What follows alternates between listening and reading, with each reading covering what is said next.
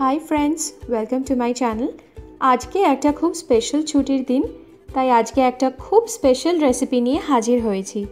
কষা মাংস, একদম উত্তর কলকাতার গোলবাড়ি স্টাইলে। যারাই গোলবাড়িতে কষা মাংস খেয়েছেন তারা জানেন এর টেস্ট আর কালারটা কতটা ইউনিক। বাড়িতে নিশ্চয়ই একবার অন্তত ট্রাই করেছেন গোলবাড়ি স্টাইলে কষা মাংস বানাবার।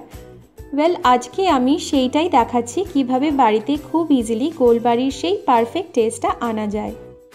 অনেকেই গোলবাড়ির কষা মাংসের সেই কালচে কালারটা আনার জন্য চা পাতা ব্যবহার করেন, বাট আমি চা পাতা ছাড়াই চেষ্টা করেছি।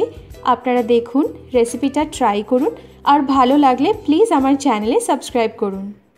প্রথমে মাংসটা ম্যারিনেট করব। আমি দিচ্ছি 2 টেবিল চামচ পেঁয়াজ বাটা, 1 চা চামচ রসুন বাটা, 1 চা চামচ আদা বাটা, 1 টেবিল চামচ উঁচু করে টক দই, হাফ চা চামচ হলুদ গুঁড়ো, 1 চা চামচ লাল লঙ্কা গুঁড়ো, দিচ্ছি সর্ষের তেল, প্রায় 2 টেবিল চামচ মতো দিয়ে দিলাম। এবার হাত দিয়ে মাংসটায় সমস্ত মশলা খুব ভালোভাবে মাখিয়ে নিচ্ছি।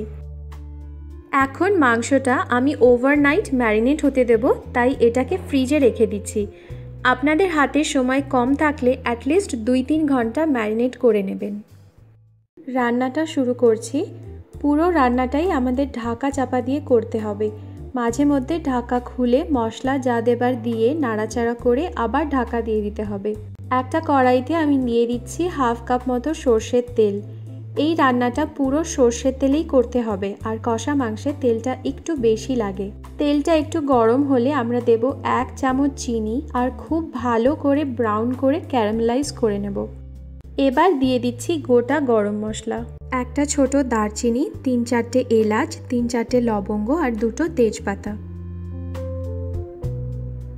গরম মশলার সুন্দর গন্ধ বেরোতে আরম্ভ করলে দিয়ে দিচ্ছি স্লাইস করে কাটা 1 কাপ পেঁয়াজ। পেঁয়াজটাকে খুব ভালো করে লাল করে ভেজে নিতে হবে। যেরকম লাল করে আমরা বেরেস্তা ভাজি সেরকম লাল হতে হবে পেঁয়াজটাকে।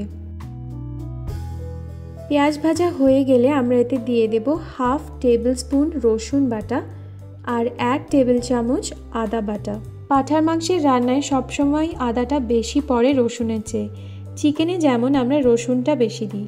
এবারে আদা রসুনটা ভালো করে ভেজে নেব, কাঁচা গন্ধ চলে যাওয়া অবধি। এবার ম্যারিনেট করে রাখা মাটনটা আমরা দিয়ে দিচ্ছি। 5 মিনিট গ্যাসটাকে একটু হাই করে মাটনটা ভেজে নেব। তারপর গ্যাসটা একদম আস্তে করে দিয়ে ঢাকা চাপা দিয়ে রান্না হতে দেব 10-12 মিনিটের জন্য। ঢাকা খুলছি, একটু নেড়ে নিচ্ছি। এখন দেব গুঁড়ো মশলা। আমি এখানে জায়ফল, জয়িত্রী, ছোট এলাচ, দারচিনি আর লবঙ্গ একসাথে শুকনো খোলায় নেড়ে গুঁড়ো করে নিয়েছি। তার হাফ চা চামচ আমি দিয়ে দিচ্ছি, আর দিচ্ছি 1 চামচ শুকনো খোলায় ভাজা জিরে গুঁড়ো। একটু নেড়ে নিচ্ছি মশলাটা। এই মশলাটা দিতেই কালারটা একটু চেঞ্জ হয়ে গেল। এবারে এটাকে যত কষাতে থাকবেন তত এটার রং আরও কালচে হয়ে যাবে। এই রান্নাটার টেস্টটাও নির্ভর করে আপনি কতটা কষাতে পারছেন। এই রান্নায় জল কিন্তু একদমই পড়বে না। এবারে দিয়ে দিচ্ছি স্বাদ মতো নুন, মিশিয়ে নিয়ে ঢাকা চাপা দিয়ে দেব। আর এবারে এটা আধ ঘন্টা থেকে 45 মিনিটের জন্য রান্না করতে হবে। মাঝে মধ্যে 10-15 মিনিট অন্তর ঢাকা খুলে একটু নেড়ে নিতে হবে, যাতে তেল মশলা যা নিচে চলে গেছে সেটা তলা না লেগে যায় আর মাংসের সাথে ভালোভাবে মিশে থাকে।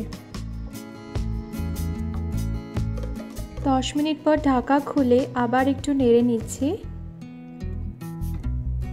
আবার ঢাকা দিয়ে দিচ্ছি, আর একদম নিভু আঁচে রান্নাটা হতে দিচ্ছি। ঢাকা খুলে দেখে নেব মাংসটা নরম হয়ে গেছে। এবার একটুখানি চিনি মেশাচ্ছি, নেড়ে নিয়ে গ্যাসটা বন্ধ করে দিচ্ছি। আমাদের গোলবাড়ি স্টাইলে কষা মাংস রেডি হয়ে গেছে। এবারে গরম গরম সার্ভ করব। এটা লুচি পরোটার সাথে খেতে কিন্তু ভীষণ ভালো লাগে। রেসিপিটা প্লিজ ট্রাই করুন, আশা করছি আপনাদের ভালো লাগবে। আর ভালো লাগলে প্লিজ আমার চ্যানেলে সাবস্ক্রাইব করবেন। আজকের মতো বিদায় জানাচ্ছি, আবার দেখা হবে আরেকটি পর্বে। বাই।